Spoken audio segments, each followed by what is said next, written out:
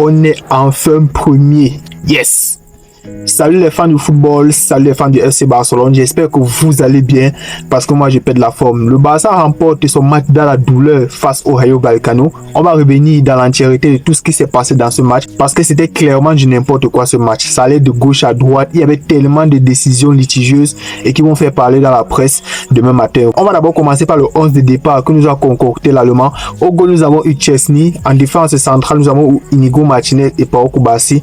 À gauche nous avons eu Hector Ford à la place de Koundé qui est arrivé en retard, c'est pour cela qu'il n'a pas été titulaire. À gauche nous avons eu Baldé, en sentinelle en 6 nous avons eu Frenkie de Jong, en 8 nous avons eu Pedri, en 10 nous avons eu Gavi et en attaque comme d'habitude nous avons eu Robert Lewandowski, Lamine Yamal et Rafinha. En gros, si on devrait résumer ce match en une parole, on pourrait dire décevant, difficile, frustrant. Hector Ford qui a été catastrophique les gars, surtout en première période. Les gars, je n'ai jamais vu ça. Hector Ford qui n'a pas apporté sa pierre à l'édifice, il a été très médiocre durant toute la première mi-temps et notamment durant les 15 ou 20 premières minutes qu'il a joué pendant la deuxième mi-temps. Mais aussi Gavi qui est perdu sur le terrain. Gavi ne sait pas ce qu'il doit faire. Gavi ne sait pas s'il doit rentrer pour faire un double pivot avec Frenkie de Jong ou avec Pedri. Il ne sait pas s'il doit rester en 10. Il ne sait pas quand enclencher le pressing. Il ne sait même pas ce qu'il fait vraiment sur le stade. On dirait un joueur à 10 contre 11. Il ne sait pas ce que Hansi Flick a dans la tête pour le titulariser à tous les matchs à numéro 10. Ce poste-là n'est pas le sien.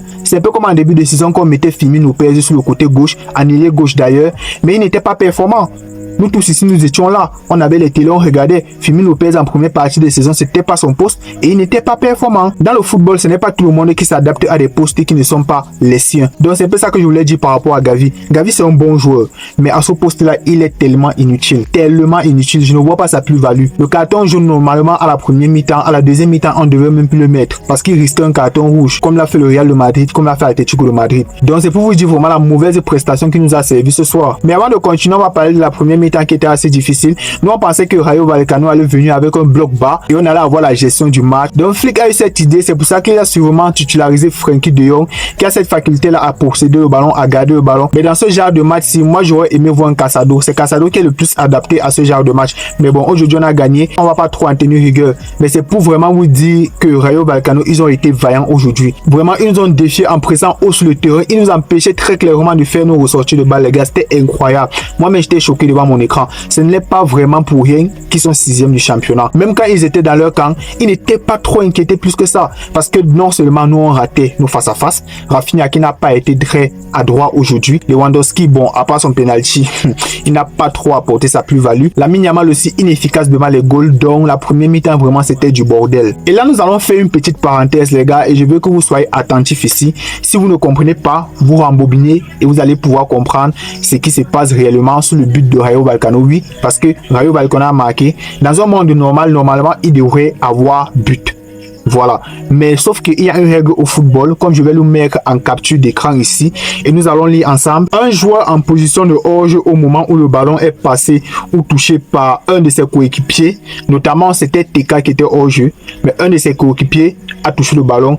Et TK en question, il faisait action de jeu. On continue. Il doit être sanctionné uniquement lorsqu'il commence à prendre une part active au jeu.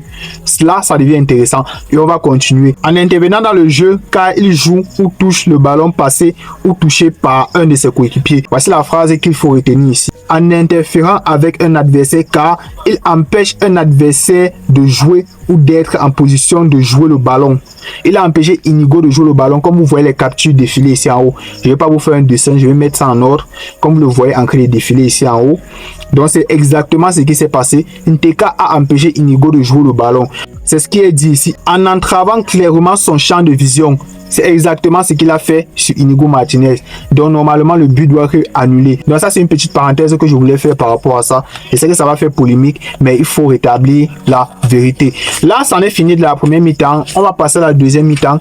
Le Barça commence toujours comme ils ont commencé la première mi-temps. Ils essayent de mettre le jeu en place normalement. Ils bloquent haut et on essaye de distiller les ballons et de trouver l'espace afin de faire mal.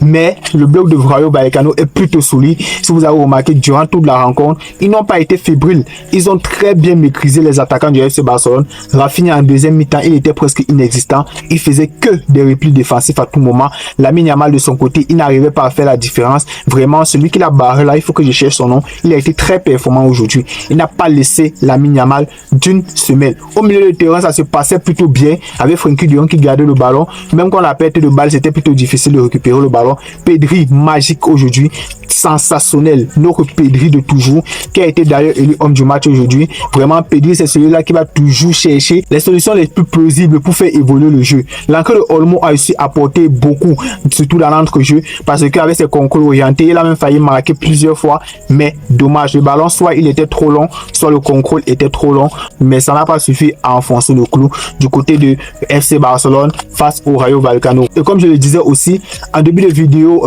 pendant la première mi-temps, Hector Ford, il a été exécrable, toujours en retard sur son vis-à-vis. Et quand Koundé est ancré, vous avez vu tout de suite la différence, parce que Koundé, c'est quelqu'un qui est plus porté vers l'avant. C'est vrai qu'il défend très bien, mais vous connaissez Jules Koundé aujourd'hui. Depuis qu'on l'a repositionné du côté du latéral, il réussit toujours à faire les dédoublements, il s'améliore de jour en jour. Et vous avez clairement vu la différence entre un Jules Koundé et un Hector Ford. C'est vraiment sur le jour et la nuit. Pau Koubarsi qui n'a pas fait un très bon match aujourd'hui, les gars. Je l'ai trouvé en dessous. Il était toujours en retard sur son vis-à-vis. Notamment si c'est que Chesney n'était pas sûr sur sa ligne. Masterclass de Chesney ce soir, les gars. Son nom me dépasse même à prononcer. Bon, on va dire Tech.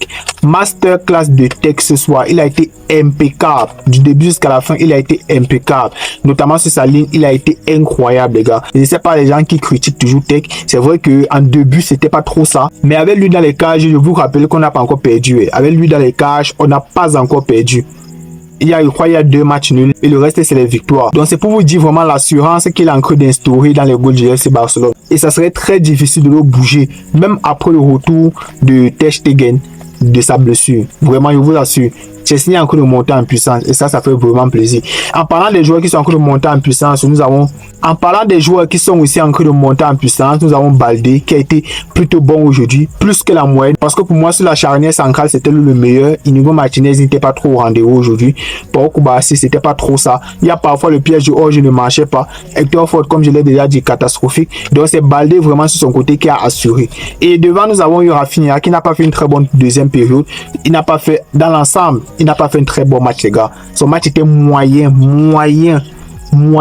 Il n'a pas apporté vraiment sa pièce à l'édifice. Le fait qu'il entre toujours dans l'axe pour créer le déséquilibre, ça n'a pas su déséquilibrer le bloc du Rayo Vallecano qui était plutôt très bien organisé. Lamine Yamal aussi qui n'a pas fait un très bon match, c'est face à face raté. Vraiment, il faut qu'il travaille sa finition, les gars. C'est vrai qu'il est déjà en train de devenir star mondial.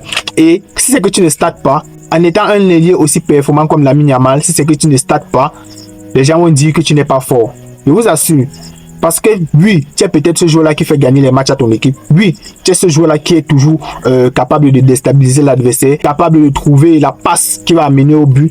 Mais si toi-même par derrière, tu ne réussis pas à cadrer tes frappes, ou bien même si tu cadres, c'est toujours sur le gardien, ou même si tu cadres, la frappe, elle est toujours molle. C'est vrai qu'il n'a pas encore terminé sa croissance, mais il le faut.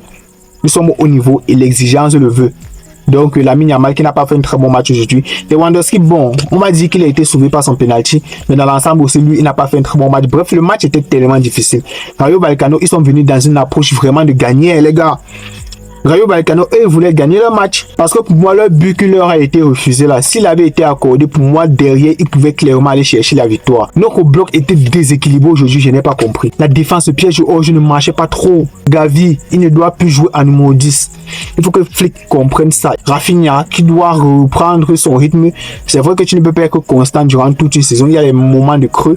Mais bon, nous connaissons Rafinha, nous connaissons que c'est monsieur grand match. Peut-être lui ne considérait pas ce match-là comme un grand match. Mais bon, on va passer à autre chose. Lamine Yamal aussi qui n'a pas fait un bon match aujourd'hui. Bref, j'ai déjà fait le tour. Il y a aussi Pedri qui a fait un match extraordinaire aujourd'hui. Vraiment les gars, mettez la lumière sur Pedri. Hein, parce que pour moi, ça me parlait de meilleur milieu de terrain au monde dans les top 5 championnats. Pedri en fait partie. Et Pedri est peut-être le meilleur. Et vous assure, cette saison, Pedri, il est constant à tous les matchs. Il est presque MVP. Le match passé, c'était l'MVP. Le match avant passé, c'était le MVP. Vraiment, les gars, il est trop fort. Pedri, c'est le magicien. Waouh. Incroyable. Vraiment, incroyable ce joueur. Bon, nous avons eu aussi l'entrée de Ferran Torres qui n'a pas trop apporté sa plus-value parce que le match était assez compliqué. Nous avons aussi eu l'entrée de Casado qui n'a pas trop aussi apporté sa plus-value. Vraiment, on défendait. À la fin du match, on ne faisait que défendre. que défendre. Le match était compliqué. Bravo à l'équipe du Rayo Vallecano qui nous a offert une très bonne opposition aujourd'hui. Vraiment, même le match nul, nous, on aurait vraiment pris. Parce que le match était vraiment compliqué. C'est même un miracle que l'on gagne ce match, je vous assure. C'est clairement un miracle que l'on gagne ce match. Donc ça, c'est tout pour cette vidéo. J'espère qu'elle vous aura plu. Le Barça aujourd'hui est premier de Liga. Passe devant Atlético et a une avance de 1 point sur ce dernier. Et a égalité de points avec le Real de Madrid. Mais est premier grâce à la différence de but qui est assez largement avantageuse pour le FC Barcelone. Alors on se retrouve à la prochaine pour une nouvelle vidéo. Peut-être on va entrer en détail.